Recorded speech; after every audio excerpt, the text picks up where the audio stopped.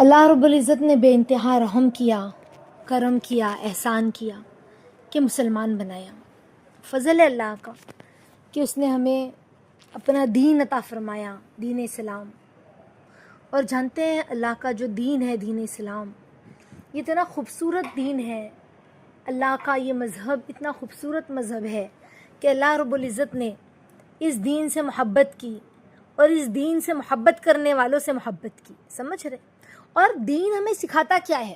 بھروسہ، اعتماد، یقین اللہ پر، اس کی ذات پر، یعنی ہمارا اللہ کے اوپر ایسا یقین، ایسا بھروسہ ہو، ایسا بھروسہ ہمارا کسی پر نہ ہو۔ جیسے دیکھیں حضرت یوسف علیہ السلام کے ساتھ کیا ہوا؟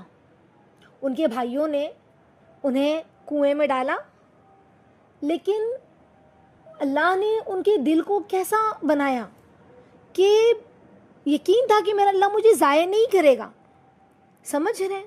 تو اللہ رب العزت نے انہیں، بظاہر تو ان کے لیے آزمائش تھی، لیکن اللہ نے اس آزمائش سے ان کو نکالا، سمجھ رہے ہیں؟ اللہ رب العزت نے اس آزمائش سے حضرت یوسف علیہ السلام کو باہر نکالا۔ کچھ وقت آزمائش میں گزرے، اللہ نے ان کی زندگی بھی رکھی، انہیں بادشاہت بھی آگے چل کر جو ہے نا وزارت بھی دی، وزیر تھے وہ، ہے نا، تو کیا کہتے ہیں، خزانچی تھے۔ تو اللہ رب العزت نے حضرت یوسف علیہ السلام کو جو ہے وہ عزت دی۔ تو انبیاء نے بھی بھروسہ کیا اللہ پر۔ یہ بھروسہ بہت بڑی چیز ہے، اور بھروسہ ہی تو ایمان ہے نا۔ ایمان کا مطلب کیا ہے؟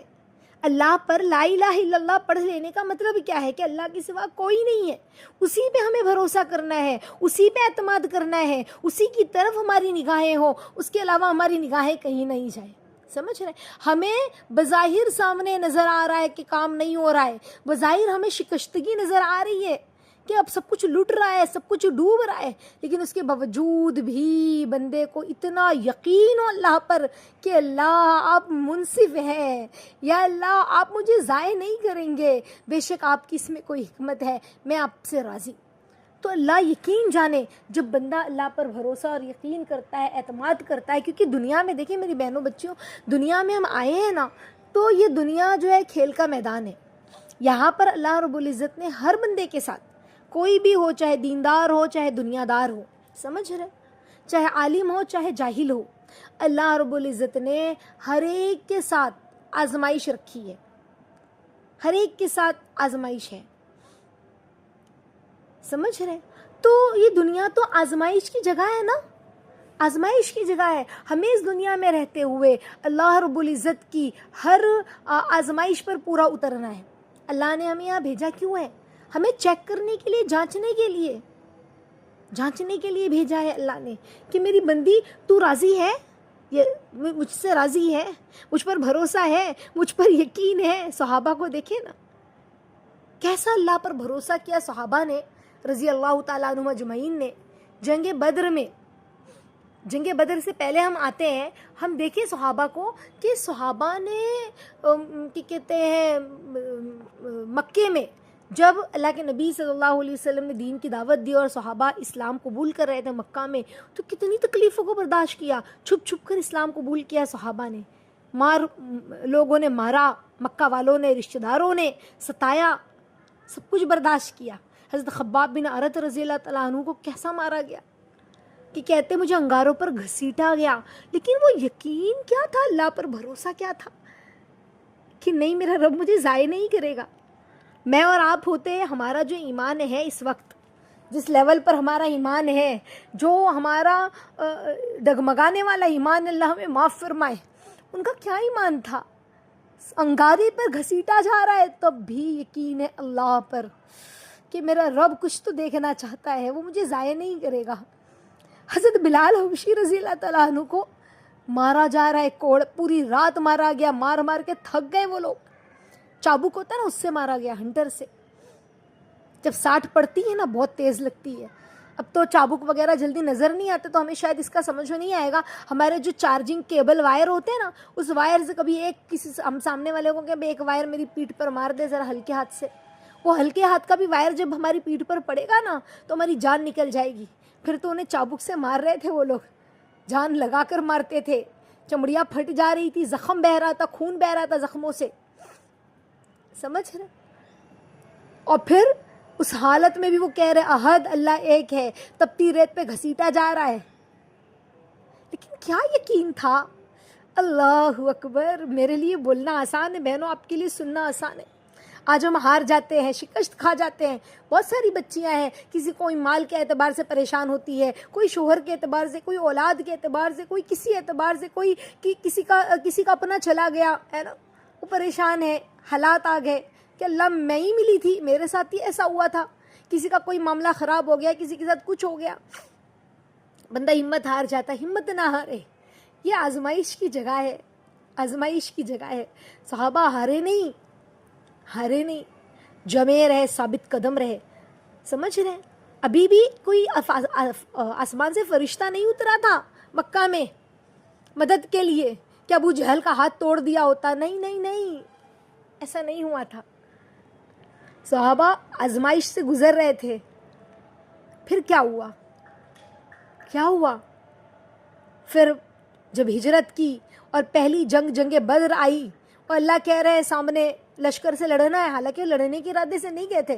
لڑنے کے ارادے سے گئے ہوتے تو تیاری کے ساتھ جاتے. یہ تو لڑنے کے ارادے سے نہیں گئے تھے. ان کے بارڈر میں، ان کے کیا کہتے ہیں، ہوتا ہے نا،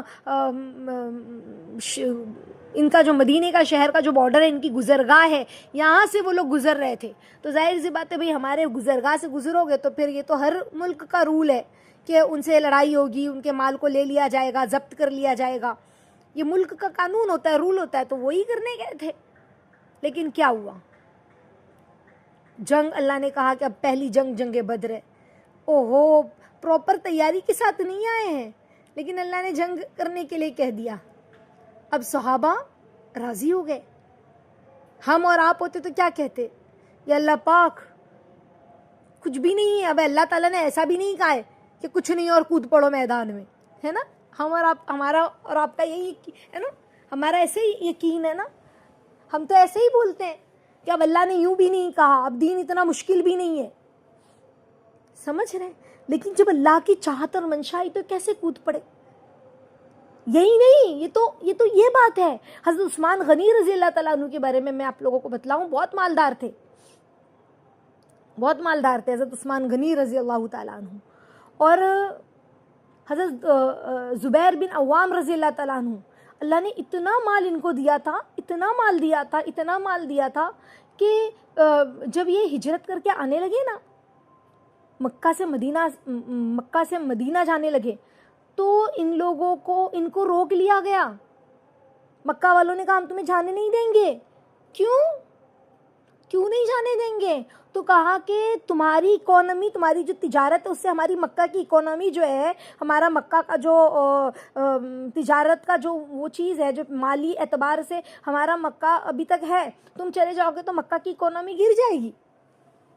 ایک شرط پر ہم تمہیں بھیجیں گے، یا تو تم یہاں رک جاؤ، یا تو پورا مال تمہاری تجارت چھوڑ کر جاؤ، ہمیں ہینڈ اوور کر دو. اب بتاؤ، کوئی آسان ہے؟ بہت مال تھا ان کے پاس، کوئی معمولی ایسا نہیں، بہت امیر تھے. حضرت زبیر بن عوام رضی اللہ تعالیٰ عنہ کیا کیا؟ سب چھوڑ دیا اور پھر چلے گئے مدینہ خالی ہاتھ. سمجھ رہے ہیں؟ معاف کرنا، زبیر بن عوام نہیں، حضرت عبد الرحمن بن عوف رضی اللہ تعالیٰ عنہ. غلطی سے زبان سے نکل گیا. حضرت عبد الرحمن بن عوف رضی اللہ تعالیٰ عنہ سب چھوڑ دیا اور چلے. حضرت عبد الرحمن بن عوف رضی اللہ تعالیٰ عنہ اکیلے، مال نہیں ہے، 1 روپیہ بھی نہیں لے گئے، مدینہ ہجرت کر کے گئے. لیکن اللہ پر ایسا یقین، اور اللہ کے نبی، میرے نبی سچے نبی ہے، اللہ ایک ہے، ایسا بھروسہ کیا اللہ اس کے رسول پر، ایسا بھروسہ کیا حضرت عبد الرحمن بن عوف رضی اللہ تعالیٰ عنہ نے، اور نکل گئے. پھر کیا ہوا؟ اللہ نے دوبارہ، انہوں نے 1 روپے سے تجارت شروع کی، ادھار لے کر مال ادھار اٹھایا، وہاں سے تجارت شروع کی. اللہ نے ایسی برکت دی کہ ان کا اونٹ کا ایک قافلہ ایک سرے پہ ہوتا تو دوسرا قافلہ دوسرے شہر کے سرے پہ ہوتا. اتنا مال تھا کہ جب ان کا انتقال ہوا نا، تو ان کے پاس اتنے سارے سونے تھے کہ اس کو کلہاڑی سے توڑا گیا. جب حصہ لگا تو کلہاڑی سے توڑا گیا، کلہاڑی ٹوٹ گئی. اللہ کے نبی صلی اللہ علیہ وسلم کی دنیا سے رخصت پردہ فرمانے کے بعد تمام بیویوں کا، اللہ کے نبی کی تمام امہات المومنات کا انہوں نے خرچہ اٹھایا.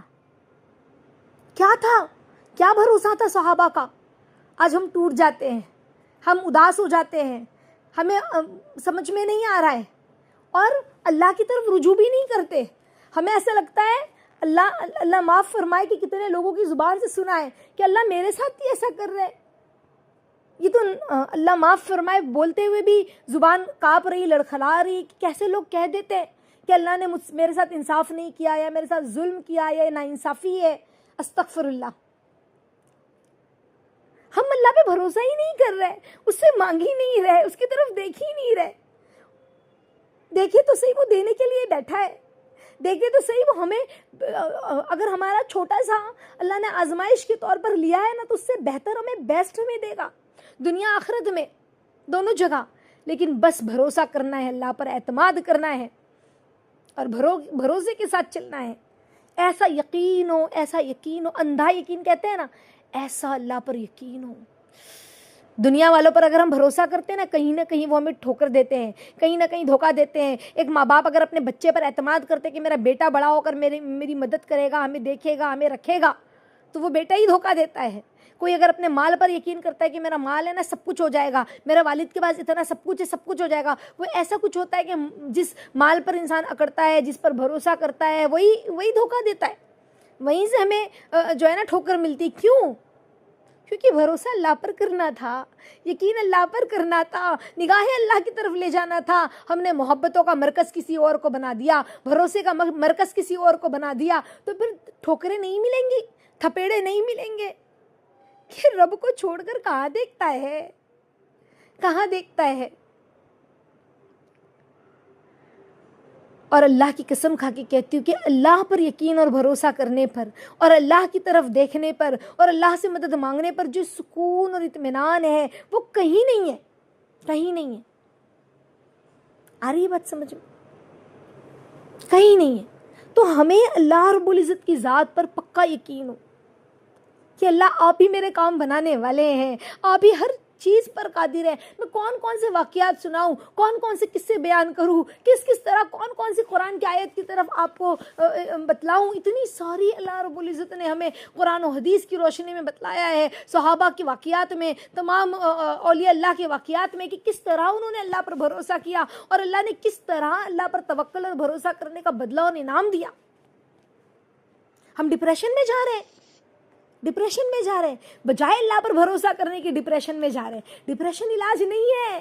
اللہ کی قسم، اللہ پہ جب بندہ بھروسہ کر لیتا ہے نا تو دل کو سکون ملتا ہے، دل کو سکون ملتا ہے کہ اللہ ہے نا، کچھ نہیں ہوگا. بظاہر پورے راستے بند نظر آ رہے ہیں، کچھ بھی نظر نہیں آ رہا ہے، کہیں کچھ نظر نہیں آ رہا ہے. لوگوں کو کہیں کچھ نظر نہیں آ رہا ہے. لوگ کہہ رہے ہیں نہیں کوئی راستہ نہیں ہے، لیکن ہم کہہ نہیں، اللہ ہے نا، وہ راستہ بنائے گا. پھر اس نے وہ راستہ جو بنائے گا نا ہم سوچ بھی نہیں سکتے. کسی کا وہم و گمان بھی نہیں ہوگا کہ وہ کیسا راستہ بنائے گا. جیسے بدر کے میدان میں سامنے 300,000 کا لشکر تھا، کافروں کا جو لشکر تھا 1000 لوگ تھے. سب کے پاس خود، زرہ، تلوار، گھوڑے، اونٹ سب تھا، پورے ہتھیاروں سے لیس. اور صحابہ ان کے پیٹ میں تو بھوکے تھے وہ، کیونکہ وہ لڑنے کے ارادے سے نہیں آئے تھے نا. جب لڑنے کے ارادے سے انسان آئے گا تو سامان لے کر آئے گا، کھانے پینے کا سب اشیاء مہیا ہوگی. وہ لڑنے کے ارادے سے تھوڑی نہ آئے تھے، لڑنے کے ارادے سے نہیں آئے تھے. لیکن جب اللہ کا حکم آیا تو پھر اللہ کے نبی کہہ رہے کہ کیا تم تیار ہو جنگ کے لیے، کیا ساتھ دو گے؟ تو کہا یا نبی اللہ، ہم آگے سے، پیچھے سے، دائیں سے، بائیں سے، ہر جگہ سے آپ کی حفاظت کریں گے. اگر آپ کہیں گے نا تو ہم اپنے گھوڑے کو سمندر میں دوڑا دیں گے یا نبی اللہ صلی اللہ علیہ وسلم. کیسے مستعد. اور جب میدان جنگ میں جنگ شروع ہوئی نا تو اب تک صحابہ کو کچھ نظر نہیں آ رہا ہے، بس سامنے 1000 لوگ اور یہ 313. آپ سوچیں نا تعداد کتنی کم ہے. اب اللہ کہہ رہے ہیں کہ جنگ شروع ہو گئی. اب جب ایک دوسرے میں جب یہ گتم گت ہوئے نا، اب آسمانوں سے فرشتے اترے ہیں مدد کے لیے. صحابہ کہہ رہے ہم نے اپنی آنکھوں سے فرشتوں کو دیکھا آسمانوں سے اترتے ہوئے. تلوار لے جاتے گردن تک، دشمن کی اس سے پہلے ہی کٹ جاتی. فرشتوں نے مدد کی، اللہ نے راستہ نکالا نا. کیوں؟ بھروسے اللہ پر یقین تھا کہ جب اللہ نے حکم دیا ہے جنگ کا تو اللہ ضائع نہیں کریں گے، یہ اللہ کی چاہت اور منشا ہے، ہمیں بس آنکھ بند کر کے اللہ کی چاہت پر کود جانا ہے. کودے اور اللہ نے پھر مدد بھی کی. تو ہمیں بھی وہ بھروسہ ہو اللہ پر، کوئی بھی کیسے بھی حالات ہو، کسی بھی طرح کے حالات ہو، ہم اللہ کو کہ اللہ آپ میرے لیے کافی، حسبنا اللہ و نعم الوکیل، حسبنا اللہ و نعم الوکیل. اللہ کے نبی نے نہیں فرمایا جب ابو بکر صدیق رضی اللہ تعالیٰ عنہ گھبرا گئے ہجرت کے وقت میں غار ثور میں، جب گھبرا گئے تو کیا ہوا غار حرا میں؟ تو اللہ کے نبی صلی اللہ علیہ وسلم جب ابو بکر صدیق گھبرا گئے تو اللہ کے نبی صلی اللہ علیہ وسلم نے فرمایا کہ ابو بکر لا تحزن ان اللہ معنا، گھبراؤ مت، اللہ ہمارے ساتھ ہے. کیا ہوا؟ اس غار کے باہر منہ پر مکڑی نے ایسا موٹا جالا بون دیا، ایسا لگ رہا تھا کہ کتنا پرانا ہوتا ہے نا، بہت پرانا جالا پڑا ہوا ہے، دھول پڑی ہوئی ہے. کچھ سیکنڈ میں ہی کہ دشمن جب آ کر وہاں کھڑے ہیں اور وہ دیکھ رہے ہیں بھائی اتنی دھول مٹی دکھ رہی ہے یہاں پر، یہاں تو اندر جانا ہی ممکن نہیں ہے، تو جالا پڑا ہوا ہے، کتنا پرانا موٹا سا جالا دکھ رہا ہے. سبحان اللہ. سمجھ رہے؟ تو اللہ نے کیسی مدد کی، کیسی مدد کی. وہ بھروسہ ہو ہمیں، سمجھ رہے؟ وہ بھروسہ ہو کہ اللہ کے نبی صلی اللہ علیہ وسلم نے کیا فرمایا؟ لا تحزن ان اللہ معنا. اللہ فرما رہے قرآن میں کہ غم نہ کر، اللہ ہمارے ساتھ ہے نا. غار ثور میں کیا کہا؟ غم نہ کر، اللہ ہمارے ساتھ ہے.